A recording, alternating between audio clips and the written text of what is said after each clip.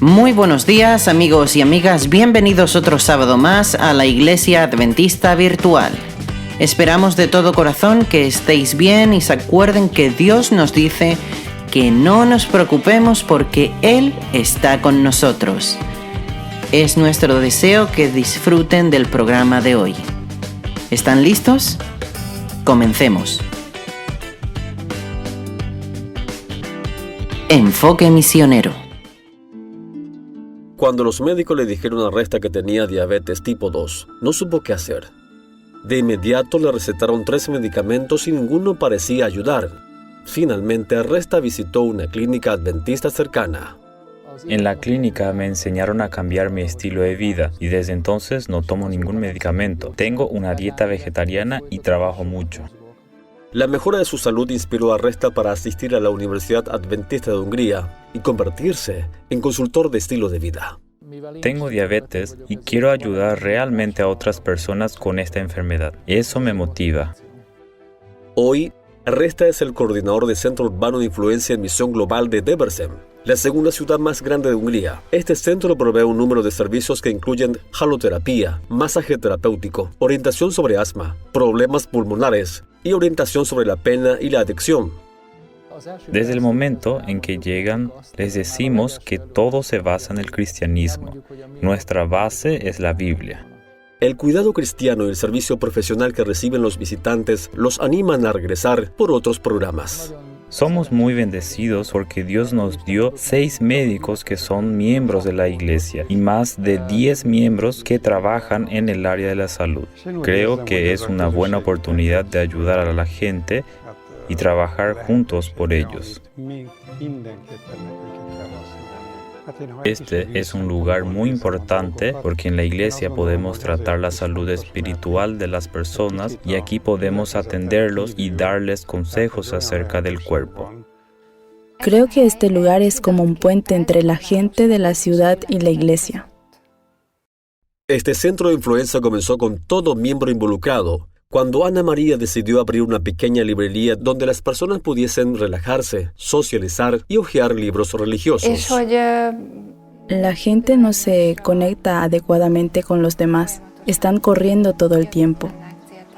Estamos tratando de alcanzar a aquellos que no tienen relaciones adecuadas y sanas con los demás. Queríamos orar con ellos y por ellos. A través de este ministerio, muchos han llegado a conocer a Jesús. Hay una dama que tenía varios problemas y vino a la tienda. Le recomendé algunos libros y le di apoyo. Conversamos y la invité a la iglesia y se hizo miembro de iglesia.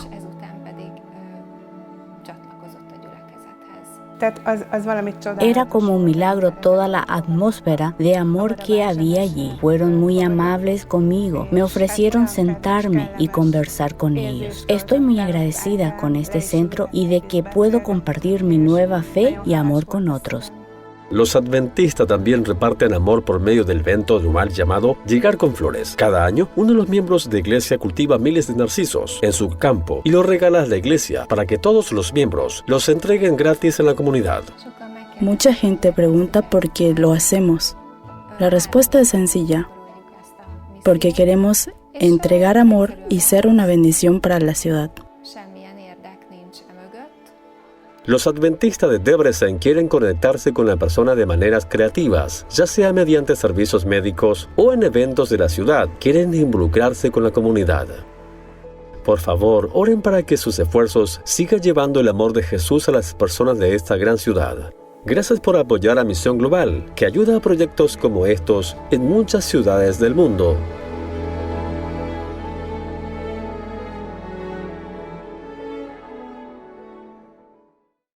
Momentos musicales.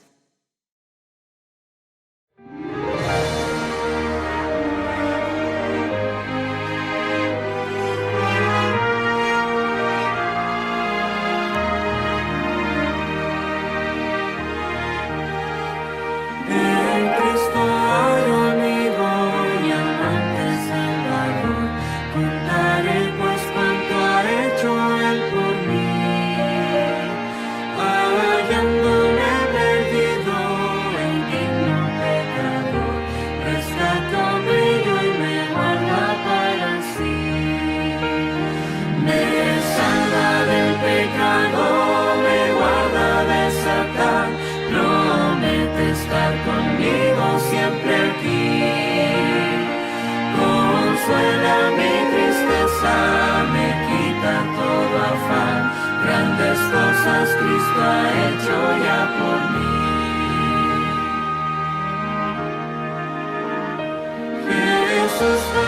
me falta, jamás me dejará.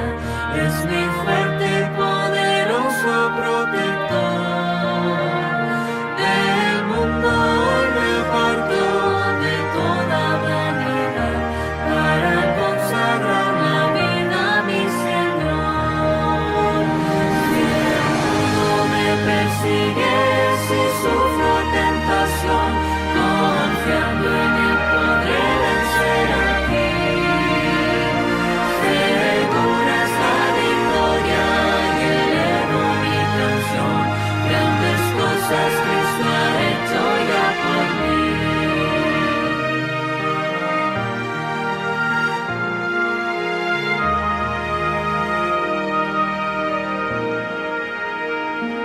Bien sé que Cristo en gloria muy pronto volverá, y entre tanto me prepara un bello hogar. En la casa de mi Padre, mansión de luz y paz, el creyente fiel con Él ha de morar. Y entrado en su gloria, pesar no sentiré, pues contemplaré su rostro siempre allí. Con los santos redimidos, gozoso cantaré, grandes cosas Cristo ha hecho ya por mí.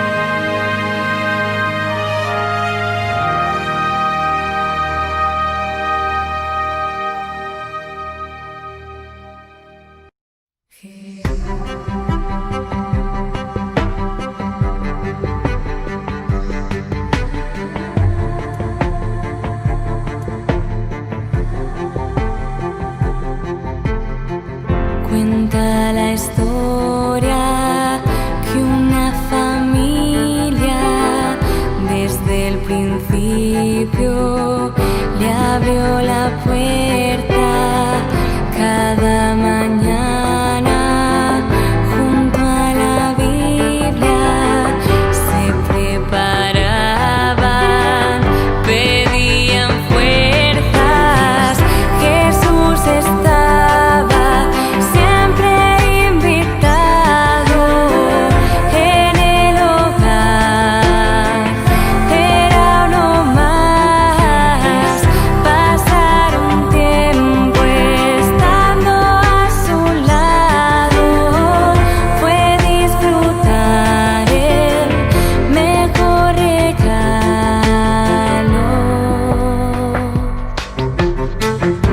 Años más tarde llegó un hijo que fue haciendo de Dios su amigo. Se hizo grande y ante las pruebas lo que le dijo le ayudó a vencerlas. Jesús estaba siempre invitado en el hogar. Era uno más, pasar un tiempo estando a su lado fue disfrutar el mejor regalo.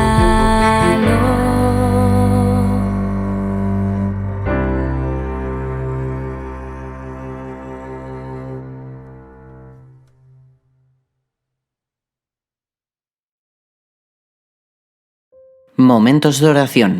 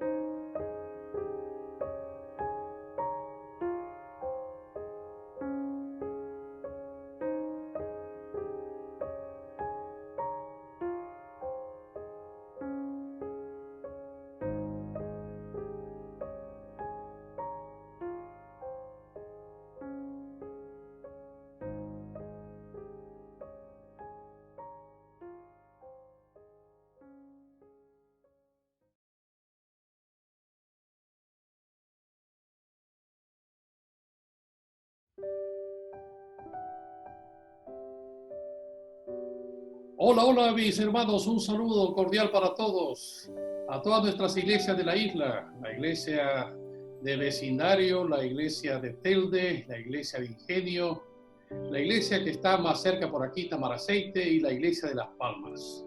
Nos place tenerles en este programa de Escuela Sabática, más bien en el repaso de la lección de Escuela Sabática.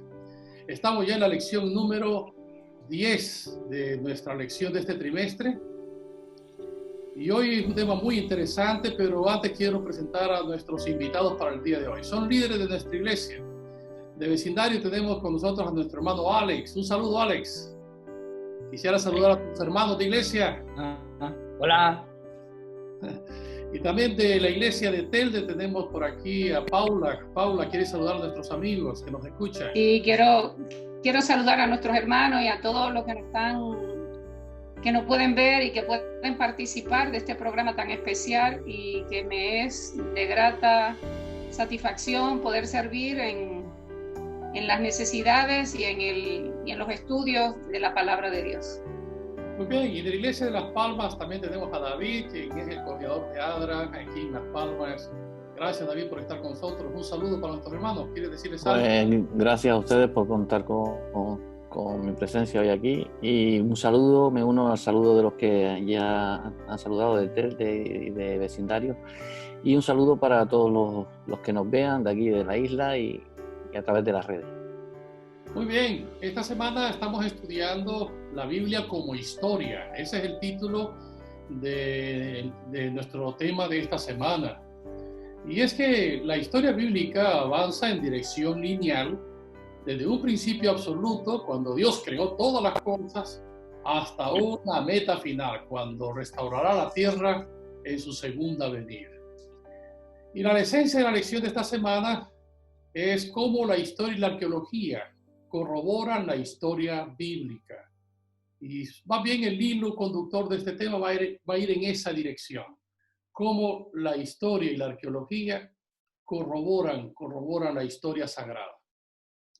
Y el propósito de la lección de esta semana, pues, es analizar los aspectos claves de la historia y, sobre todo, las evidencias arqueológicas que nos ayudan a corroborar esas bellas historias de la Biblia. Así que esperamos de que nuestro tema de esta semana sea una bendición para todos. Nuestro texto de la semana es Éxodo 22. Yo soy Jehová tu Dios, que te saqué de la tierra de Egipto. Y muy bien, vamos a entrar entonces ya a la lección. Para esto voy a compartir pantalla a fin de que nuestra presentación sea más didáctica para todos. Así que vamos a revisar nuestro tema de hoy. Y ahí tenemos el título de la lección de hoy, la Biblia como historia. Muy bien. Vamos a analizar, ese es nuestro texto de esta semana. Yo soy Jehová, tu Dios, que te saqué de la tierra de Egipto. Qué lindo es entender en las Escrituras, comprender al Dios que nos creó. Muy bien, la pregunta sobre la cual vamos a trabajar los expositores que están aquí, los ponentes, los que van a trabajar en transmitir la información, tanto Alex como Paula y David. La pregunta clave es de qué manera la arqueología y la historia corroboran el registro bíblico. Y vamos a dividir nuestro estudio en 4 épocas de la historia. Vamos a ver un poco el tiempo de la monarquía de David y Salomón. Vamos a corroborar esto desde el punto de vista arqueológico, la importancia que esta historia tiene. Vamos a hablar también de la época de los profetas, Isaías y Daniel. Luego vamos a hablar del Jesús histórico, la época del Nuevo Testamento, las evidencias de que Jesús existió. Y finalmente vamos a ir al libro de Hebreos 11, donde hay una cantidad de personajes que nos hablan de nuestra historia y sobre todo de la fe, que es muy importante para aceptar el registro sagrado, nuestra fe. Muy bien, pues vamos a entrar entonces en materia y aquí tenemos la primera etapa de nuestro trabajo. El primer estudio tiene que ver con remontarnos a la época de la monarquía. Y vamos a ir a los tiempos de David y de Salomón. Y vamos a la primera pregunta, que esta pregunta va para nuestro amigo Alex, y es, ¿de qué manera la historia de David y Salomón da validez al registro bíblico? ¿Por qué es tan importante David en la historia sagrada? A ver, mi amigo Alex, ¿podrías ayudarnos con la respuesta a esta pregunta? Sí, es muy importante David en la historia. La monarquía de David y Salomón representa la edad de oro en la historia de Israel. Pero, ¿y si David y Salomón no existieron, como algunos afirman? ¿Qué pasaría si su reino no fue tan vasto como la Biblia lo describe, como algunos también afirman?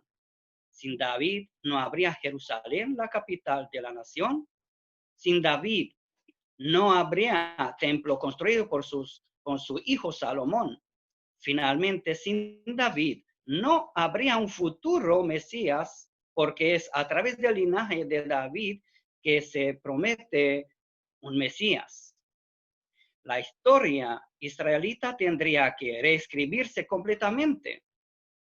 Sin embargo, esa historia, según leemos en las Escrituras, es precisamente la que da a Israel y a la Iglesia su función y misión única. Muy bien, y también, que la historia de David que aparece en el libro de los Reyes, esa historia tan bonita de este joven que llegó a ser rey, es tan importante porque de alguna manera, si no hubiese sido por David, no tendríamos esa gran ciudad de Jerusalén ahora, por la cual pelean tres grandes religiones del mundo, ¿no es cierto? Así que ahí la importancia de David en la historia, pero no solamente eso. A mí me llama más todavía la atención eso que acabas de decir, su mesianismo, ya que del linaje de David procede el Mesías, ¿no es cierto? Así que interesante este detalle de por qué David es importante en el registro sagrado. Además hay que recordar que David en la historia fue la época de oro de esta nación. Y todo aquel que conoce algo de historia, bueno, hay un pueblo, una nación en estos momentos muy poderosa, que son los judíos, ¿verdad?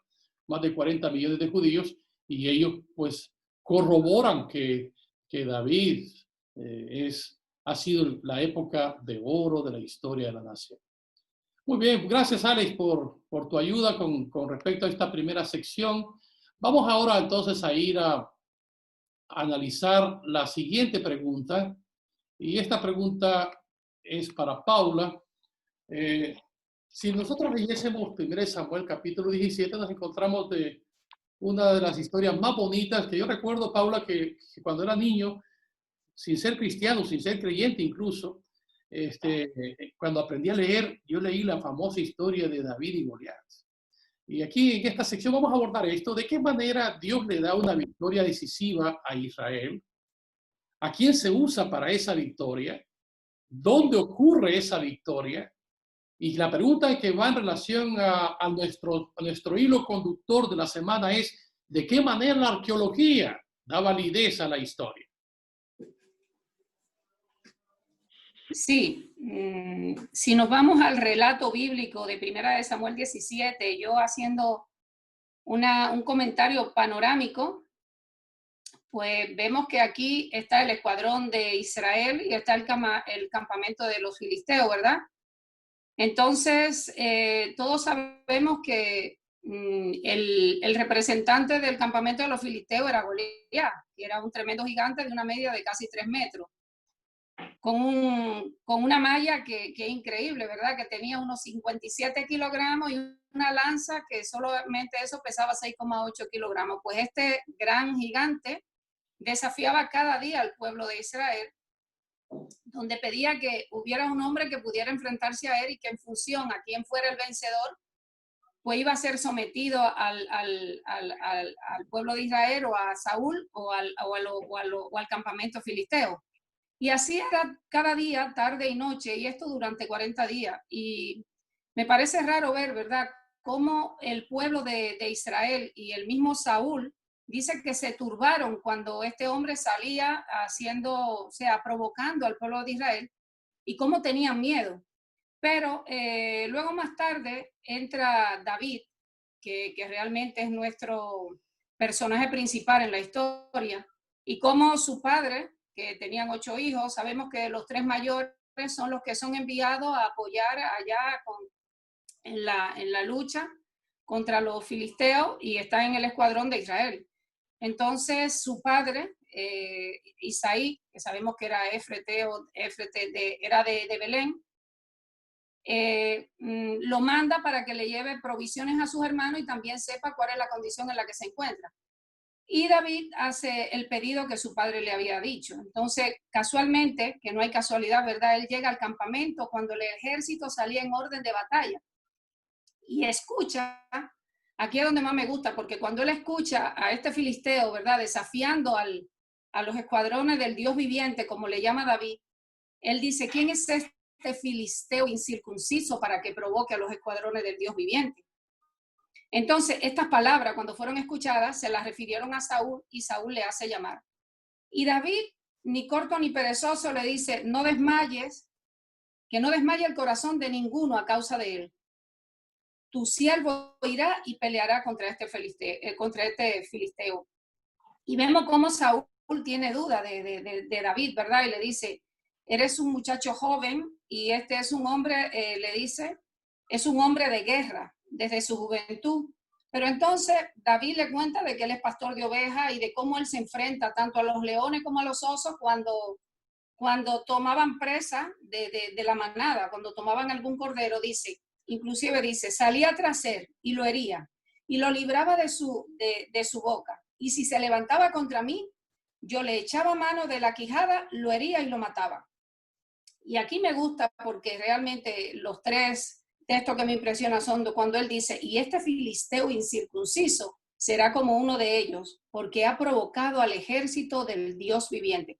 Fíjense que él vuelve, cuando él dice, ¿quién es este filisteo? Y dice, los escuadrones del Dios viviente. Y aquí vuelve y dice, ha provocado el ejército del Dios viviente. Entonces dice, Jehová, que me ha librado de las garras del león y de las garras del oso, también me librará de la mano de este filisteo.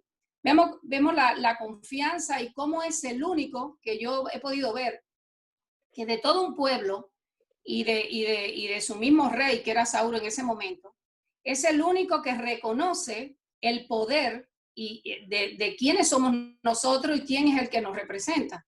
Entonces, sabemos que lo visten y que él prueba a caminar porque nunca se había puesto eso y al final él decide quitarse toda la ropa que le pone Saúl. Entonces, él, como todos conocemos, tomó 5 piedras lisas, la puso en su saco pastoril y se va frente o sea, como representante de los israelitas. Entonces, Goliat le dice, ¿soy yo perro para que vengas a mí con palo? Y David le dice, tú vienes a mí con espada, lanza y gabalina, mas yo vengo a ti en el nombre de Jehová, aquí vemos otra vez, en el nombre de Jehová de los ejércitos, el Dios de los escuadrones de Israel, a quien tú has provocado. Y ya todos conocemos la historia, ¿verdad? Porque dice que tomó una piedra de su bolsa, que tiró la piedra con la honda, hirió a este filisteo, cuya piedra se quedó clavada en la frente y cayó de rostro en tierra. Y es como dice en la primera pregunta, así venció David al filisteo con honda y piedra, sin tener David espada en sus manos. Pero lo que destaca aquí es la confianza que tuvo David, un muchacho joven, como dicen, joven de buen parecer, pero que era un adolescente relativamente, y es la persona que reconoce el nombre de Dios. Y también vemos un Dios que se implica en la historia, un Dios que está al frente de la situación y de las circunstancias de su pueblo, y cómo responde acorde a esa confianza que David puso en él. Entonces, esto es un ejemplo para nosotros que estamos ahora mismo pasando por circunstancias difíciles. Dios está al control de nuestras vidas y tenemos que saber que Él ha sido un Dios que siempre ha formado parte de esta historia, un Dios que ha trabajado de mano con nosotros y que no nos ha dejado a la deriva. Entonces, cuando también pedimos cuál es la... ¿verdad? ¿De qué manera la arqueología da validez a la historia? Tendríamos que irnos sobre todo a a Primera de Samuel, del 1 al 3, que es donde vemos la ubicación geográfica de donde se desempeña, donde se desarrolla esta lucha. Y voy a leerle, dice: un día los filisteos juntaron sus ejércitos para la guerra, se congregaron en Soco, que es de Judá, y acamparon entre Soco y Aseca. También Saúl y los hombres de Israel se juntaron, acamparon en el valle de Ela y ordenaron la batalla contra los filisteos. Los filisteos estaban sobre un monte de un lado e Israel estaba sobre el otro monte, del otro lado, y el valle entre ellos. Entonces es importante la ubicación geográfica porque los dos grandes descubrimientos que se han tenido, que han sido recientemente, podemos decir así, tuvieron lugar en la frontera filistea con Israel, en los emplazamientos de Kiber Keiyafa, que está ubicado en las colinas, ¿verdad? Y que rodea todo el valle de Ela. Y dicen que este valle está en la ruta de Jerusalén entre Soco y Aseca, ¿verdad? Entonces vemos que este hallazgo arqueológico coincide con el registro bíblico donde se desempeñó o donde se realizó esa lucha de estos dos pueblos. Lo que significa que si esas ciudades existieron, entonces David existió. Y después tenemos también otras excavaciones relevantes, como que es la ciudad donde encontraron, ¿verdad?, una ciudad fortificada. Imagínense, son murallas que estaban formadas de 4 metros de ancho, con muros paralelos, eran 2 muros, y dice que por muros, estaban unidos por muros transversales, formando compartimentos con 2 puertas. Y esto que lo han identificado como la ciudad de Saraín. Y si ustedes leen en Primera de Samuel 17:52, dice, es cuando dice aquí: entonces se levantaron los de Israel y los de Judá, dieron grito y siguieron a los filisteos hasta llegar al valle y hasta las puertas de Ecrón, y los filisteos cayeron heridos por el camino de Saraín hasta Gad y Ecrón. Entonces vemos que hay un hallazgo arqueológico y que coincide con una ubicación geográfica que está citada en el relato bíblico. Es interesante cómo los trabajos de arqueología actuales han descubierto esas ciudades donde pues hacen que creamos, le den validez al relato que tú nos has contado, ¿no es cierto? Esa historia de David contra Goliat, pues alguien dice que eso es un cuento, es una historieta muy bonita, que es bonito contársela a los niños, pero que quizás no es cierto, pero no, es algo real, porque hay algo, ¿verdad?, donde se ha encontrado dónde pudo haber sido esa batalla, en qué lugar pudo haber sido. Bueno, pues Paula, muchas gracias por participar en este aspecto. Vamos a entrar entonces ahora, ya vamos a entrar a la segunda sección de nuestra escuela sabática. La segunda sección tiene que ver con otra época de la historia, que es la época de los profetas. Vamos a ver a Isaías, a Daniel, que son 2 de los grandes profetas quienes participaron también en nuestra historia, en la historia de Israel. Vamos con David ahora.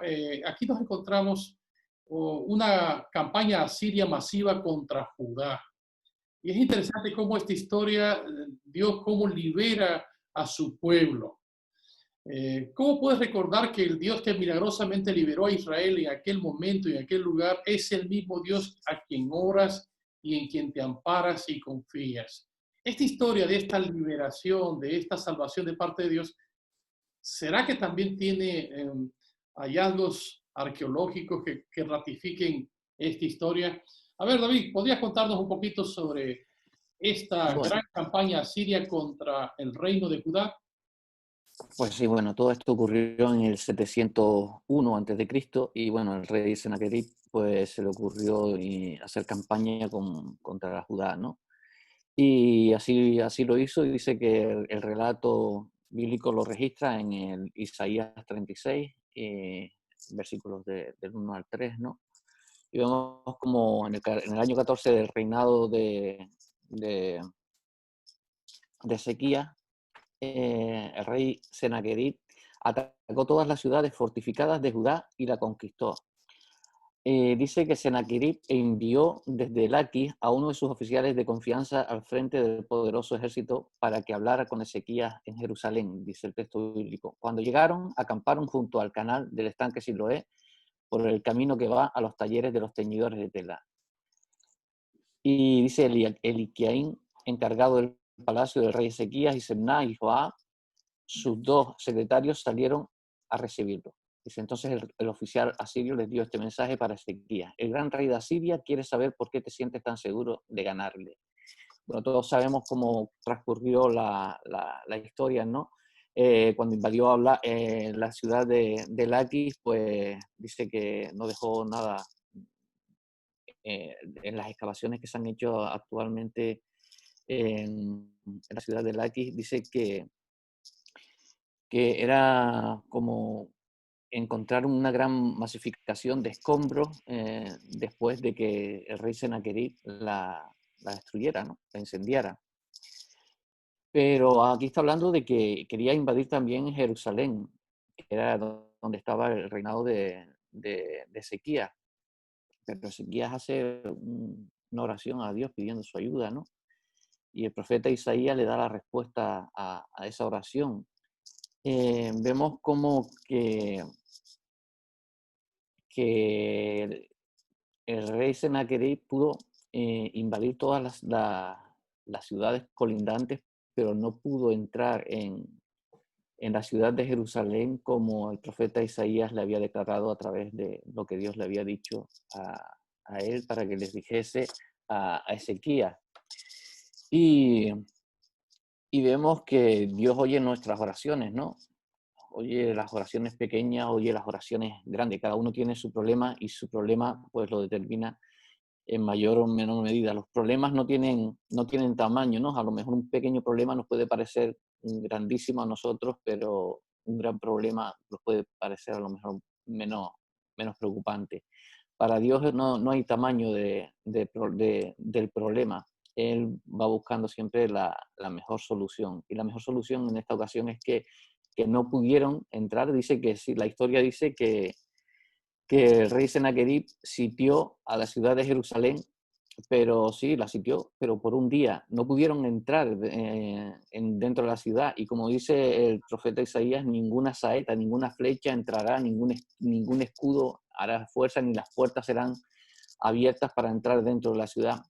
No solo fue eso, sino que acabaron con, el ángel del Señor dice que acabó con la vida de no sé si eran 185,000 hombres de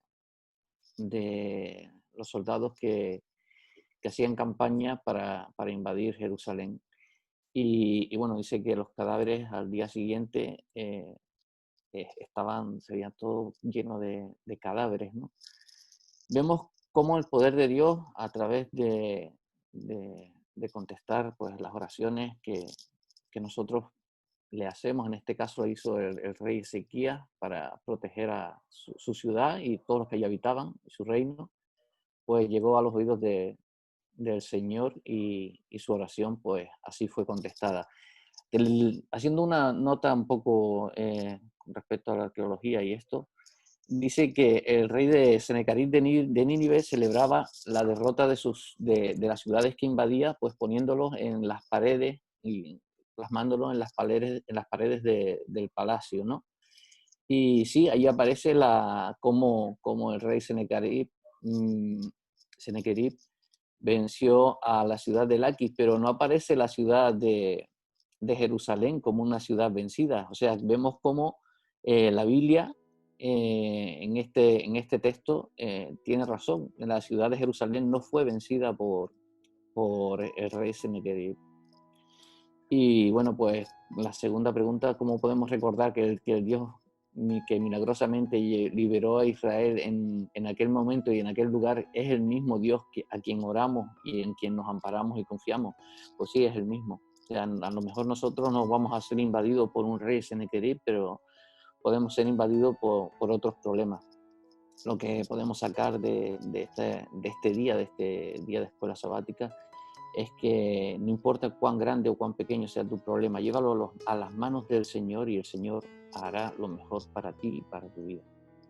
Muy bien, gracias David. Pues hemos corroborado hemos corroborado cómo la arqueología pues confirma la historia una vez más. Pero lo más importante, lo último, es a buscar la aplicación, ¿verdad? Cómo Dios, de alguna manera, el mismo Dios que liberó a Israel en tiempos de Sennacherib, pues es el mismo Dios que está hoy, que nos puede liberar de grandes problemas, ¿cierto? Gracias, David, por tu explicación. Vamos a continuar entonces en esta misma sección, pero ahora con el profeta Daniel. Esta es una sección que voy a pedirle a Alex que me ayude. ¿Cómo se corresponden las primeras decisiones de Daniel con los actos de Dios al usarlo como siervo y profeta para impactar a millones de personas a lo largo de la historia? Es decir, las decisiones de Daniel en su día, en su momento, desde cuando fue muy joven, ¿qué tanto trascienden hasta nuestros días? Si hay también algún tipo de trabajo arqueológico que confirme la existencia de Daniel. Bueno, amigo Alex, adelante. Dios lo usó a Daniel como siervo y como profeta, y de verdad que impactó a millones de personas a lo largo de la historia. Es verdad. Y Daniel podemos ver en la Biblia que cómo llegó como cautivo, esclavo en Babilonia. Lo sabemos bien. Y por ese mismo, Daniel también propuso en su corazón, dice la palabra de Dios en capítulo 1, versículo 8. ¿Y qué propuso Daniel en su corazón? Dice la palabra de Dios que permanecer fiel a Dios, relación con lo que comía y a quien oraba. Tan fuerte, fiel y confiado a Dios como un muchacho joven, como podría ser tan fiel a Dios. Y dice que estos buenos hábitos que se formaron al comienzo a su experiencia llegaron a ser el patrón que le daría fortaleza para su larga vida. Y también el resultado fue un pensamiento claro, sabiduría, entendimiento provenientes de lo alto. Ahora podemos ver al Nabucodonosor, que era hijo de Nabopolassar, que juntos construyeron una ciudad gloriosa, inigualable en el mundo antiguo. Podemos ver en capítulo 4 y versículo 30 de Daniel. La ciudad de Babilonia era enorme, con más de 300 templos. Fueron muchos templos, un palacio exquisito y rodeada en enormes paredes dobles de 3 hasta 66 y 6 metros hasta 70 centímetros de espesor. Fueron muy grandes y paredes dobles. Las paredes estaban también jalonadas por 8 puertas principales, todos con nombre de las principales deidades babilónicas. La más famosa es la puerta Ishtar, excavada por los alemanes y construida en el Museo de Pérgamo en Berlín. Pues ese es todo que yo, la respuesta es, voy a decir. Es interesante, ¿verdad?, cómo la arqueología confirma la existencia de este poder, ¿verdad? Este poder que lo que fue el gran imperio babilónico. Es interesante cómo llegó a su mejor, a la época de oro. Por eso, ¿se acuerdan la profecía de Daniel 2? Babilonia está representada por la cabeza de oro, ¿sí? Porque era un reino de oro en cuanto a riqueza y poder. Recuerdan aquella estatua de oro que él levanta, ¿no? Y por otra parte, ustedes recuerdan que en Daniel 7 aparece Babilonia representada como un león, y es que la arqueología actual dice que ha encontrado imágenes de 120 leones que se encontraron allí en excavaciones que se hicieron. Y todo esto testifica del león como un símbolo apropiado de Babilonia la Grande. Y de esta manera se confirma, pues, la historia bíblica y su mensaje profético. Es interesante. Bueno, gracias, Alex. Creo que la historia, por un lado, y la arqueología van de la mano para ratificar y darle validez al registro sagrado, al registro bíblico, es decir, lo que nosotros creemos. Muy bien, pues vamos a continuar entonces con el desarrollo de nuestra lección. Y vamos a ir ahora a otra pregunta importante, más bien a otra sección. Vamos a entrar ya a la época del Jesús histórico, del Jesús al cual nosotros creemos y amamos. Y Vamos a intentar trabajar en ello. Y esta pregunta, la pregunta número 5. ¿Hay evidencia histórica y arqueológica de la existencia de Jesucristo? La pregunta es clave, ¿verdad? Porque nosotros somos cristianos y ¿será que hay evidencia de que Jesús existió realmente? ¿Hay algún trabajo arqueológico que destaque sobre esto? Muy bien, Paula, ¿podrías echarnos la mano con esto, comentando un poquito y orientándonos sobre esto? Bueno, sabemos que el Jesús histórico, hay muchos críticos que niegan su existencia y que sus relatos no pueden ser comparados por la historia, pero sin embargo, personas de su entorno y que estuvieron directamente relacionados con su crucifixión, sí son nombrados, y es lo que la historia muestra que Caifás, que era, todos conocemos que era el sumo sacerdote, que instigó a la conspiración para matar a Jesús, fue real, ¿verdad? Entonces, nos habla Flavio Josefo, historiador judío fariseo, que descendía de una familia de sacerdotes, dice, escribe, registra la existencia de Caifás. Y también a José, que también se llamaba Caifás, del sumo sacerdocio. También menciona a Jonatán, el hijo de Anano, el ex sumo sacerdote. Y en 1990 se descubrió una tumba familiar al sur de Jerusalén que contenía 12 osarios o cajas de hueso. Perdón.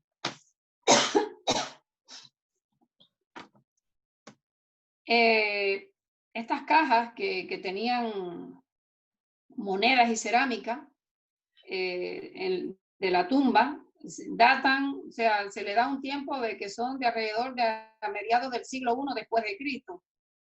Entonces, una de las cajas contenía el nombre de José, que se considera que fue el que mencioné antes, hijo de Caifás. Y muchos eruditos creen que fue la tumba y la caja de los huesos de Caifás. Entonces,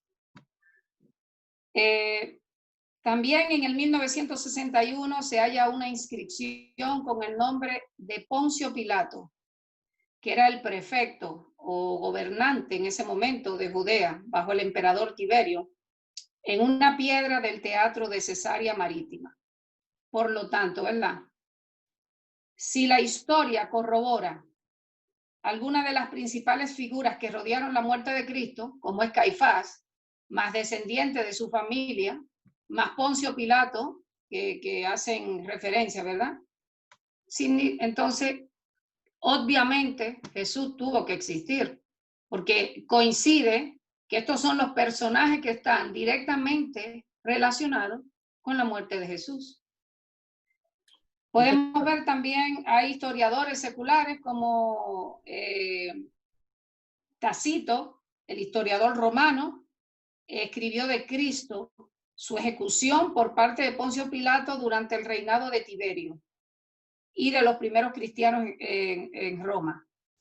Tenemos a Plinio el Joven, donde un gobernador romano le escribe alrededor del año 112-113 al emperador Trajano y le preguntó que cómo debía de tratar a los cristianos, porque él dice que se reunían, ¿verdad?, en un día determinado, en eso del amanecer, donde entonaban cantos, himnos de alabanza. Entonces, los descubrimientos arqueológicos y las fuentes históricas brindan un marco extrabíblico para la existencia de Jesús, quien era adorado en los primeros 50 años después de su muerte. Entonces, realmente, si las personas que tuvieron en torno a la crucifixión de Cristo se han hallado, o sea, la arqueología, los historiadores lo han confirmado, está claro que Jesús es un personaje, o sea, existió. Muy bien, interesante, ¿no? Porque una vez más la arqueología nos aporta información de estos dos personajes que están muy asociados con el sacrificio de Jesús, tanto el sumo pontífice como en este caso el gobernador Pilato. Muy bien, gracias Paula. Y vamos ya casi concluyendo a nuestro estudio de esta semana. Estamos abarcando prácticamente toda la lección y vamos a la última sección, y que es exactamente la última pregunta también. La última sección, la cuarta, tiene que ver con historia y fe. ¿Sí? Nosotros vivimos por fe, ¿no es cierto?, como cristianos. Y la historia, pues, es la que hay. Es un pasado, un pretérito, que ahora nosotros la contamos. Pero hay veces que a mí me fascina leer Hebreos 11, que es uno de los capítulos más impresionantes. He podido predicar un año completo en una iglesia sobre Hebreos 11, porque es un capítulo donde nos habla de grandes personajes a través de la historia. Y ahí tenemos la pregunta para David, ¿sí? ¿Qué lecciones podemos aprender de estos antiguos héroes al estudiar su vida? Son historias de diferentes personajes. Y todos se destacaron por un denominador común, y es la fe. Así que, David, ¿podrías hablarnos un poco acerca de esos personajes que tenemos registrados en la historia? Sí, voy a hacer un esbozo así por encima de todos estos personajes que, pues bueno, que podemos llamarlos esos héroes, ¿no? De la fe. Y, y bueno, quería empezar con Enoc, ¿no? Si hay algo que define a Enoc, ¿se me oye? Sí, exactamente. Sí, vale. Si hay algo que define a Enoc es su amistad, ¿no? Amistad con alguien que no veía. No es que no fuera ciego o que tuviera algún problema de visión, sino que Dios no se podía revelar porque desde que Adán y Eva pecaron, pues la relación que había entre el hombre y Dios fue rota. Entonces vemos como si hay algo que definir o que realzar de Enoc fue su relación con Dios, ¿no? Su confianza, eso que llamamos fe, que también podemos llamar confianza, ¿no? Pues cualquiera que se acerque a Dios, dice el texto, tiene que creer que éste existe, porque si no existe, ¿cómo te vas a acercar a él, no? Y dice que también recompensa a aquellos que lo buscan, ¿no? Pues Enoc estuvo durante los tiempos que estuvo aquí en la tierra buscando a Dios y aún sin verlo lo encontró y caminó junto con él hasta el punto de que fue llevado al cielo, ¿no? Sin conocer la muerte. También Noé, vemos cómo hasta entonces no había llovido, ¿no? Si conocemos a Noé no es porque vendiera paraguas, es porque hizo un arca en un lugar donde nunca había llovido. Todo lugar conocido en la tierra, pues se regaba con ese vapor que fluía de la misma tierra, ¿no? Esa neblina que por la noche hacía que se regaran las plantas. Y también tuvo que ejercer mucha fe, ¿no? Tener confianza en Dios cuando Dios le dice, tienes que hacerme un arca. ¿Y eso qué es? Porque hasta entonces no habían visto nada por el estilo. Dios le da los planos, Él los interpreta, los hace como Dios le dice. Y tal fue la confianza que durante 120 años estuvo proclamando que iba a venir un diluvio, que iba a haber un juicio y que aquellos que no oyeran que Dios quería salvarlos, que tendrían la posibilidad de meterse en ese arca para salvarse, pues desgraciadamente pues murieron, ¿no? Dice que Noé construyó el arca y salvó su vida y la de su familia, ¿no? Dice el texto, y el mundo fue condenado por desoír su mensaje. Dice que no hay peor sordo que aquel que no quiere oír, ¿no? Muchos de los familiares que estuvieron construyendo el arca con Noé, pues vemos que fueron llevados al descanso antes de que viniera el diluvio, pero de los que quedaron en aquel momento solamente Noé y su familia fueron los que hicieron caso al mensaje de Dios y pudieron salvarse. También tenemos el caso de Abraham, ¿no? Si algo define a Abraham es decir que es el padre de la fe, ¿no? Y a mí me gusta por su obediencia, ¿no? Porque Dios le decía, mira, vete a un lugar donde yo te voy a mandar, todavía no sabes a dónde vamos a ir, pero el lugar que te voy a dar va a ser lo mejor de lo mejor, ¿no? Y Abraham no era pobre, era rico, tenía muchísimas propiedades, muchísimos animales y muchísimos sirvientes, y aún así cogió todo eso y se fue a vivir a una tierra extranjera que no conocía, a vivir como extranjero y en tiendas de campaña. Abraham, en donde vivía, en un principio no vivía en tiendas de campaña. Abraham tenía su casa, tenía su mansión, pues si era adinerado y tenía posesiones, pues tendría que tener unas grandes instalaciones para vivir él y todos sus sirvientes, ¿no? Sin embargo, no dudó en irse a otro lugar y empezar a vivir como un nómada, ¿no? En tiendas de campaña. Dice que por su fe logró ser padre aún en su vejez, ¿no? No había tenido hijos con Sara, los dos eran ya ancianitos, y Dios le da pues la oportunidad o la promesa, ¿no? De que su descendencia serían como la arena del mar o las estrellas del cielo. Dice que por su fe también no dudó en entregar a su hijo en sacrificio. Y por su fe, Dios no permitió que su hijo fuera sacrificado. Vemos que a lo largo de la vida de Abraham en ningún momento dejó de confiar en Dios. Al igual que Moisés también, ¿no? Tenemos la historia de Moisés y todos los demás que vienen detrás en este libro de Hebreos, ¿no? En el capítulo 11.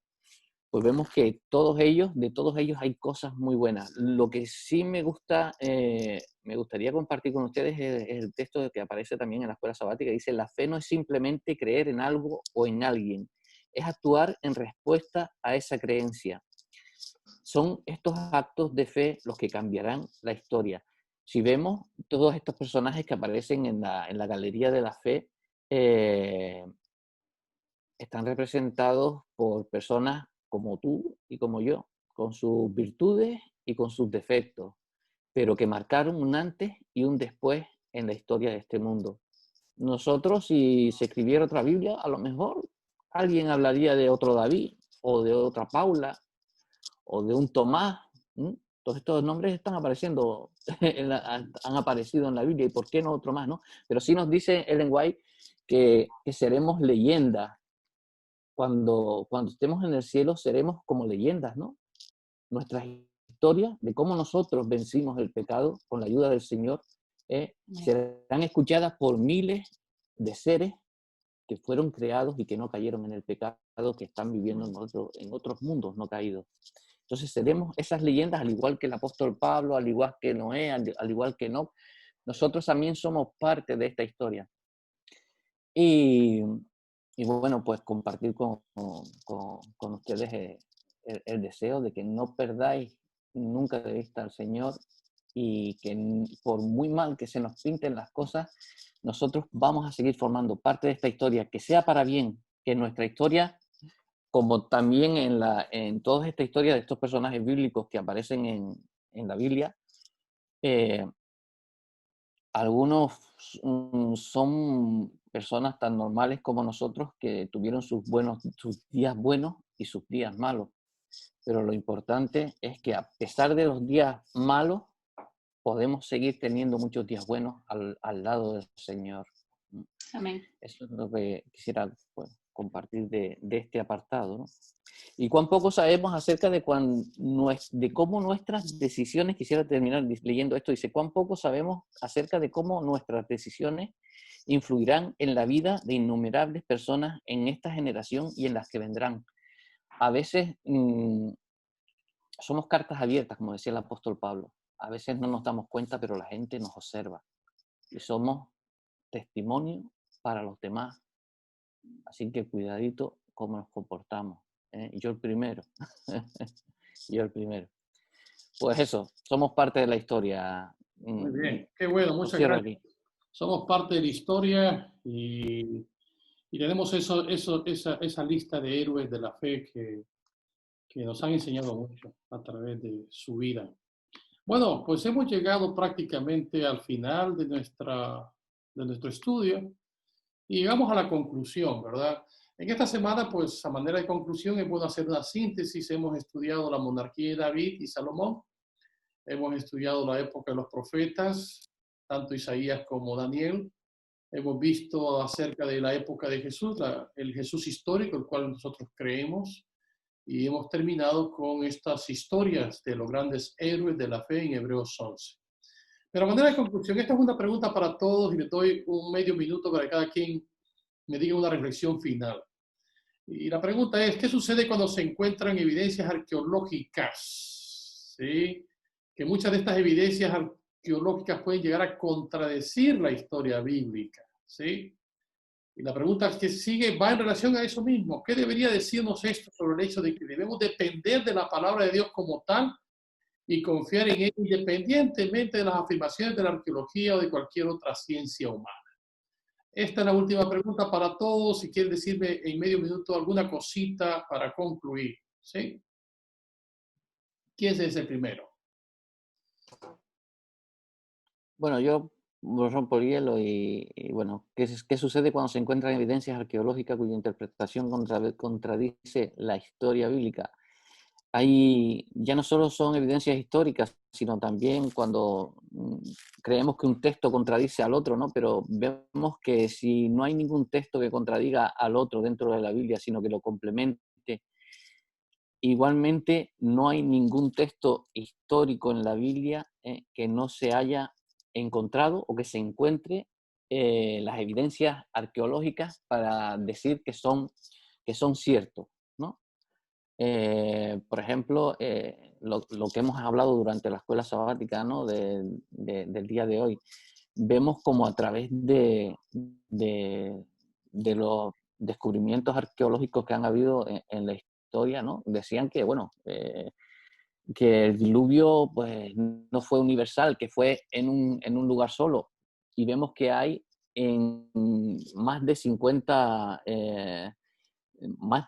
lugares en el mundo, y estoy hablando en plan corto, de que dan evidencias de que hubo un diluvio a nivel mundial, ¿no? Narraciones de ese diluvio, estudios de lo que es la geología, de las sedimentaciones, que tienen que ver con cómo la Tierra fue inundada por una gran cantidad de agua durante un periodo de tiempo y que todo fue en parte removido, ¿no?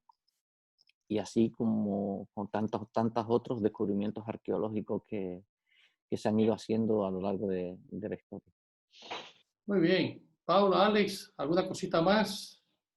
Bueno, realmente dice que cuando hay algo que se contradice, yo particularmente creo que Dios es un Dios que se manifiesta de forma evidente en nuestras vidas y tenemos una experiencia con Él y lo vemos en pequeños detalles, ¿verdad? Entonces también recuerdo que nuestra mente finita, la mente del hombre es una mente finita, Dios es un Dios infinito y aquellas cosas que ante el hombre no tenga una explicación conforme a nuestras expectativas, pues nuestra fe no puede estar cimentado en eso porque, como bien dice, Dios es un Dios que da muestra de su amor, de su poder y su misericordia en la vida diaria. Y eso para mí es fundamental.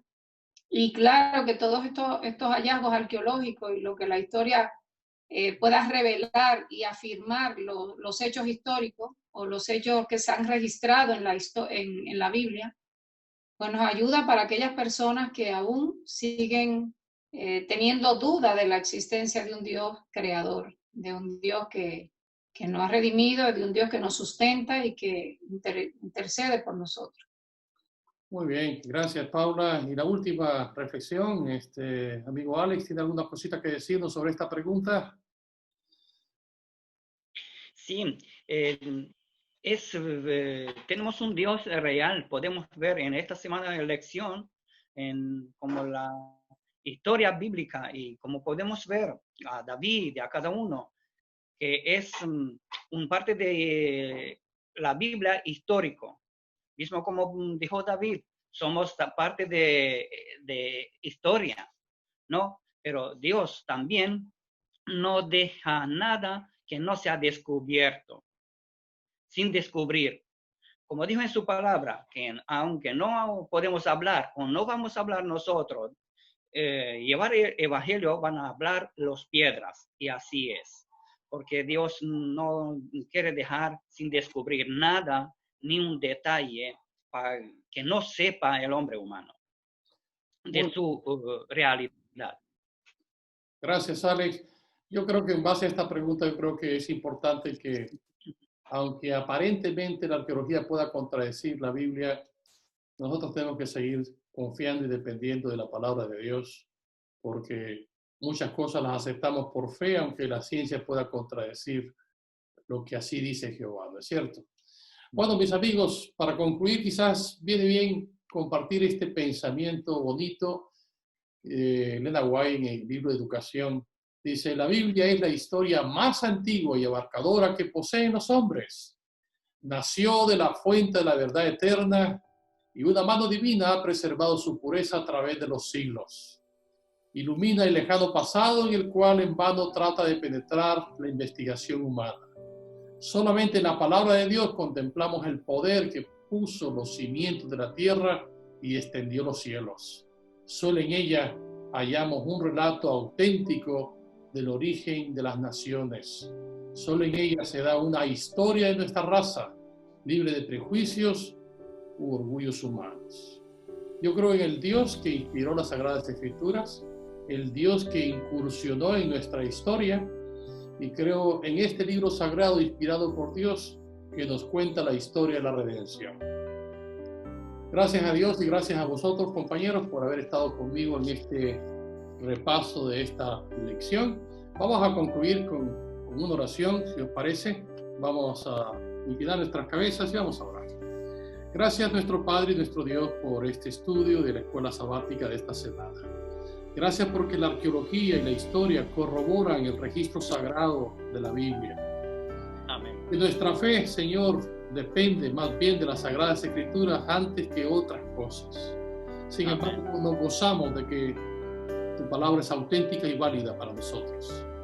Señor, que sus promesas en este libro nos acompañen siempre, que puedan bendecirnos y confiar en ese Padre, en ese Dios que presenta las Escrituras. Tú te revelas a través de este libro sagrado y podemos conocerte mejor, Padre. Señor, bendícenos a toda la iglesia aquí en la isla y que todos podamos seguir teniendo un sábado bendecido a través del estudio de tu palabra. Quédate con nosotros, Señor, en el nombre de Jesús. Amén. Amén. Amén. Amén. Muchas gracias por haber estado. Sí, un saludo para todos mis hermanos y gracias por haber participado en este programa de Sabática. Amén. Bendiciones a todos.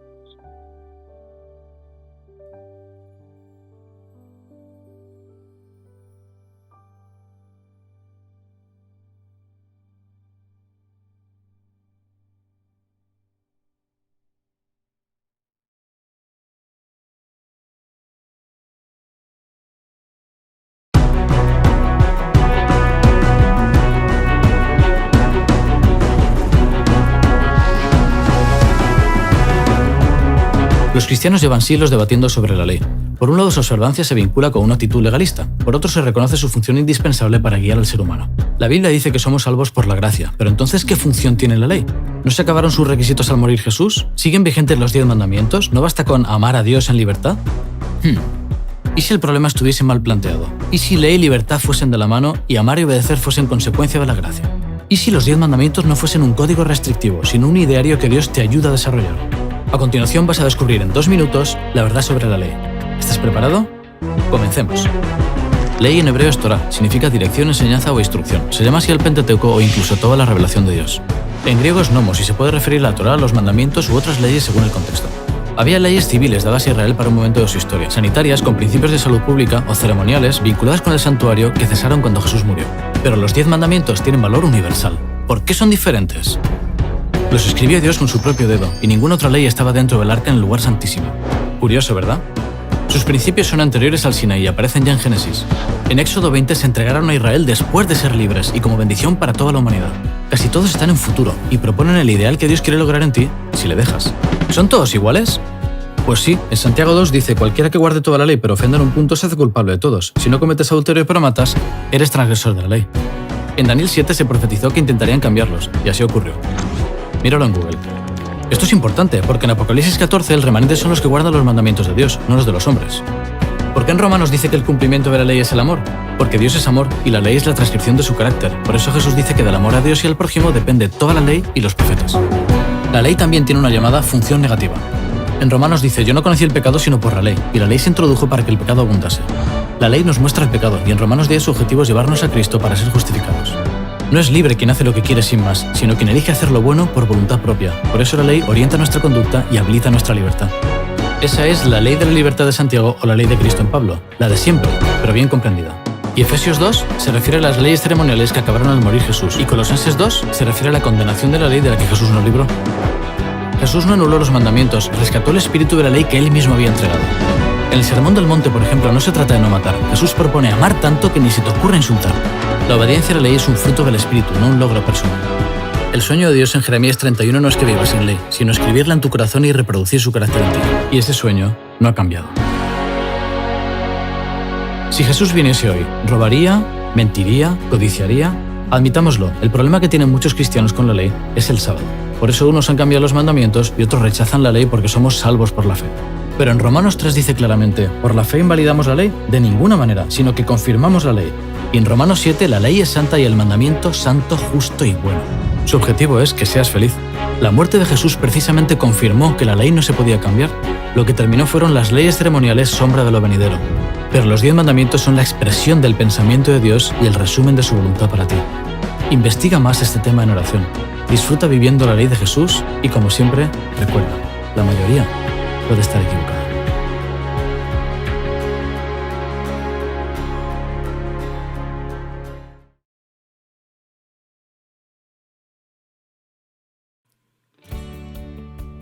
Hola, muy buenas. Todos sabemos que estamos viviendo momentos muy delicados. Nuestro concepto de mundo está cambiando muy rápido, pero seguimos confiando en Dios. Aunque estamos resguardados en nuestras casas, no dejes que esto te paralice a seguir llevando las buenas noticias que Dios te dejó un día en su palabra. Para ello, es necesario que cada uno dé sus ofrendas y diezmos según crea que deba hacerlo. No tenemos que dar con tristeza ni por obligación, sino porque Dios ama al que da con alegría. Si eres de la Iglesia de Las Palmas, podrás depositar tu ofrenda mediante transferencia a esta cuenta bancaria.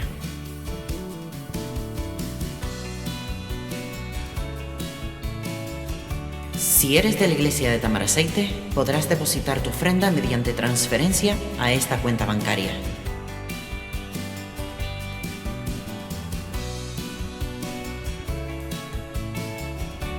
Si eres de Hope Home, podrás depositar tu ofrenda mediante transferencia a esta cuenta bancaria.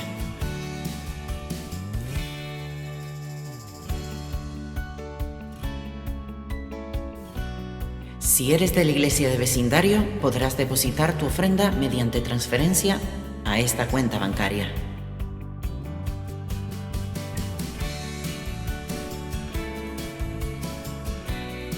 Y si eres de la Iglesia de Ingenio, podrás depositar tu ofrenda mediante transferencia a esta cuenta bancaria.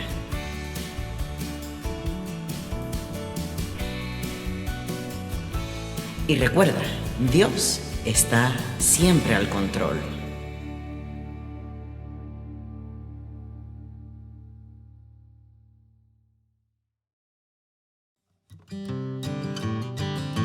Y ahora viene el momento más esperado de toda la casa, la historia para los peques.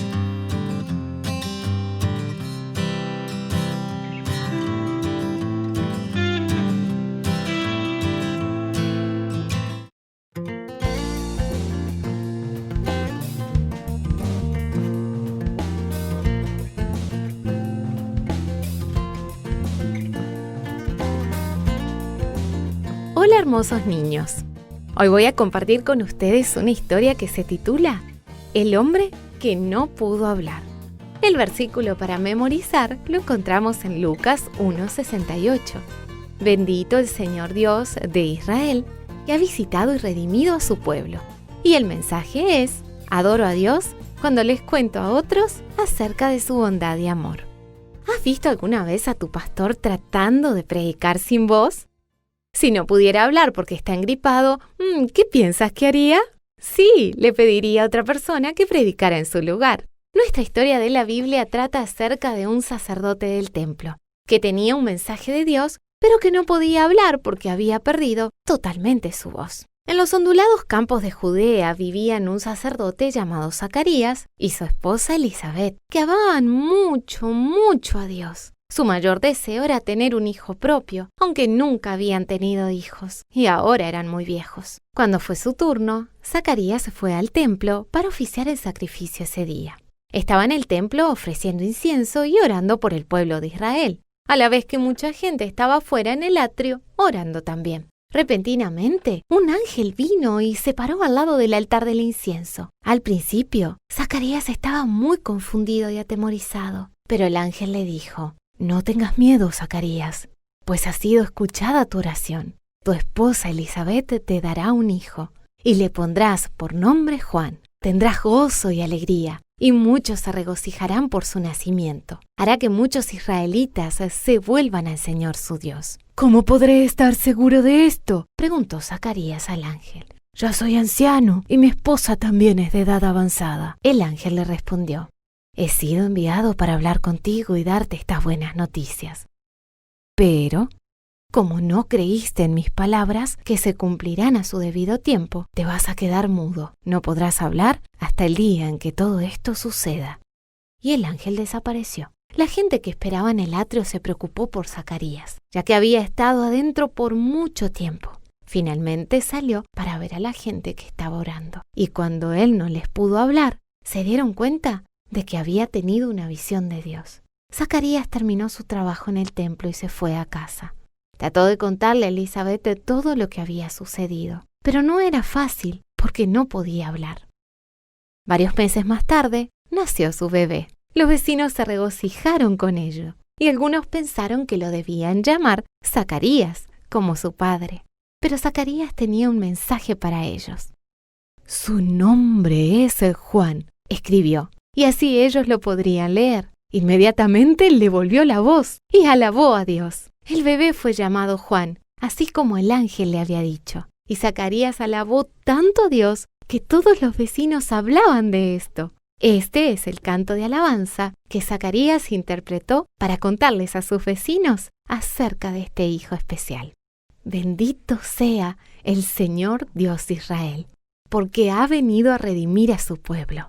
Nos envió un poderoso Salvador en la casa de David su siervo, como lo prometió en el pasado por medio de sus santos profetas, para librarnos de nuestros enemigos y del poder de todos los que nos aborrecen, para mostrar misericordia a nuestros padres al acordarse de su santo pacto.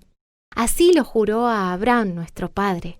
Nos concedió que fuéramos libres del temor, al rescatarnos del poder de nuestros enemigos para que les sirviéramos con santidad y justicia, viviendo en su presencia todos los días. Y tú, hijito mío, serás llamado profeta del Altísimo, porque irás delante del Señor para prepararle el camino. Darás a conocer a su pueblo la salvación mediante el perdón de sus pecados, gracias a la entrañable misericordia de nuestro Dios. Así nos visitará desde el cielo el sol naciente, para dar luz a los que viven en tinieblas, en la más terrible oscuridad, para guiar nuestros pasos por la senda de la paz. Zacarías compartió su alabanza y su amor por Dios con sus vecinos. Y nosotros también podemos contarles a otros acerca de la maravillosa bondad de Dios y su amor. Esa es una forma de adorarlo.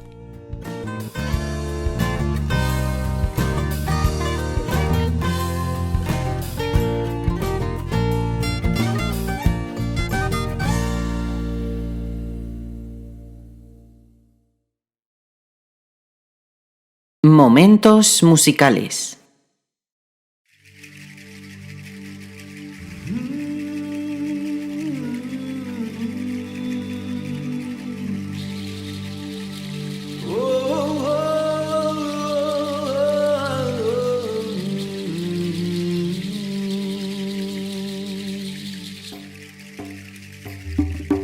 Baba yetu yetulie ninguni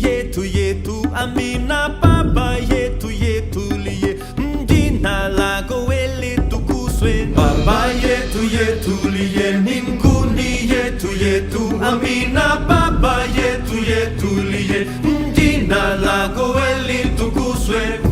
Padre nuestro que estás en los cielos, tú creaste un mundo perfecto. Diseñas un lugar para habitar en armonía, amor y paz. Ayúdanos a hacer de tu deseo una realidad de nuestras vidas, a dibujar sonrisas dando a quien lo necesita. Si unimos nuestras manos, nos amamos como hermanos, haremos de este mundo un lugar con más encanto. Papa yetu yetu ye mbinguni yetu yetu, Amina Baba yetu yetu ye, jina lako litukuzwe. Papa yetu yetu ye mbinguni yetu yetu, Amina Baba yetu yetu ye, jina lako litukuzwe. Padre nuestro que estás en los cielos, tú creaste un mundo perfecto. Diseñas tu lugar para habitar en armonía, amor y paz.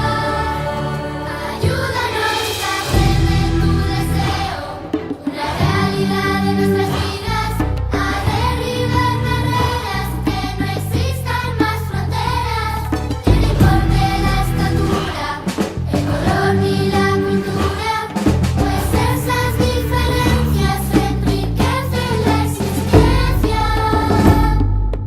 Papa yetu yetu ye mbinguni yetu yetu, Amina Baba yetu yetu ye, jina lako litukuzwe. Papa yetu yetu ye mbinguni yetu yetu, Amina Baba yetu yetu ye, jina lako litukuzwe. Papa yetu, tú eres parte. Papa yetu, comparte, reparte, no dejes a nadie en un mundo y aparte. Aprende a entregarte. Papa yetu, tú eres parte. Papa yetu, comparte, reparte, no dejes a nadie en un mundo y aparte. Es una ley, se llama solidaridad. Se llama solidaridad.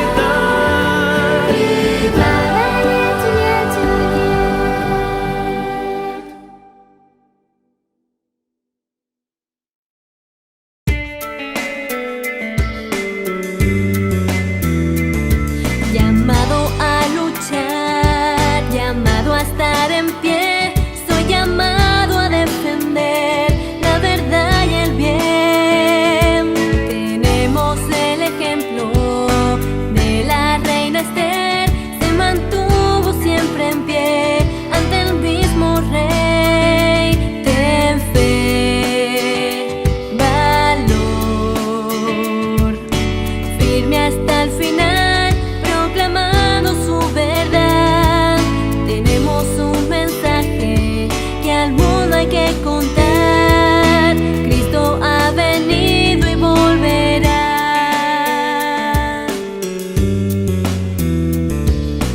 Corre, ponte en pie, ven, dilo otra vez.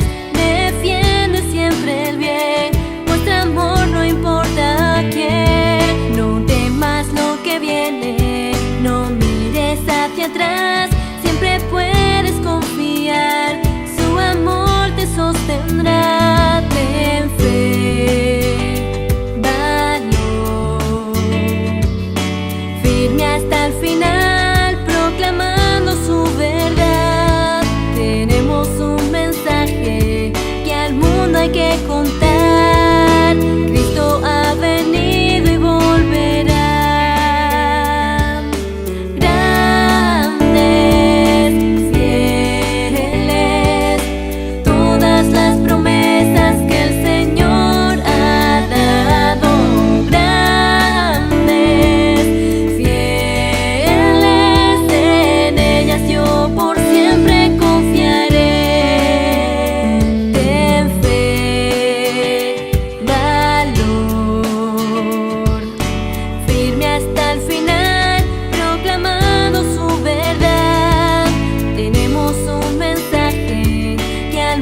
que contar. Cristo ha venido y volverá. Valor, firme hasta el final, proclamando su verdad. Tenemos un mensaje que al mundo hay que contar. Cristo ha venido y volverá. Cristo ha venido y volverá. Cristo ha venido y volverá.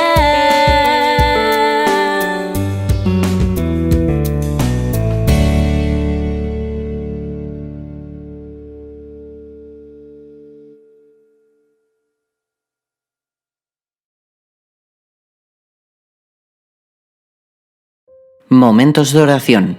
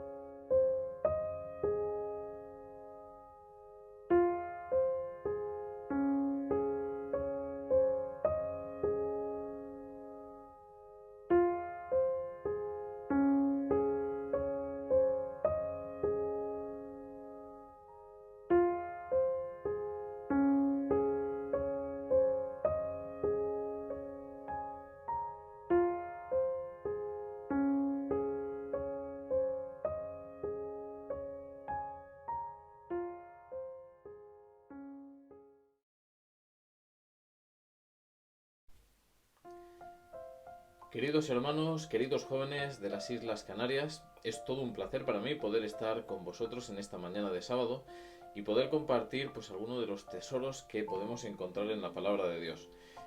Cuando el pastor Tomás Márquez me pidió que pudiese preparar este tema para compartir con vosotros, desde luego que fue una alegría el poder hacerlo.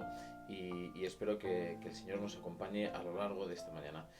Os voy a invitar a que hagamos una oración antes de empezar con nuestro tema.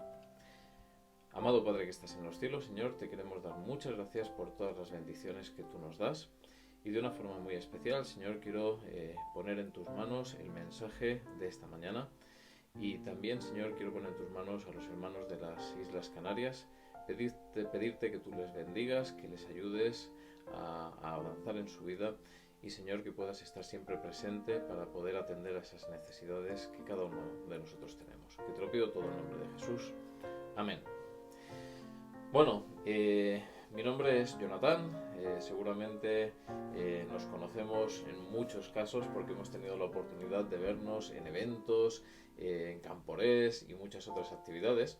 Y simplemente pues deciros que llevo trabajando como pastor hace ya muchos años. Empecé hace pues más de 15, 16, 17, bueno, casi 20 y tantos años que comencé a trabajar como pastor. empecé mi ministerio nada más terminar los estudios en Francia, en el Colegio Adventista de Sagunto, donde estuve trabajando durante 2 años como copreceptor en el internado de chicos, y de allí tuve el privilegio de salir a trabajar a Barcelona. Estuve con los jóvenes trabajando durante 2 años, y después de eso estuve en un periodo de excedencia, durante el cual estuve acabando una parte de los estudios que tenía que ver con la tesina, etcétera, etcétera. Y tras ese periodo, pues comencé a trabajar como pastor de jóvenes en Zaragoza. Así que allí estuve 5 años, fue una experiencia muy bonita, muy enriquecedora.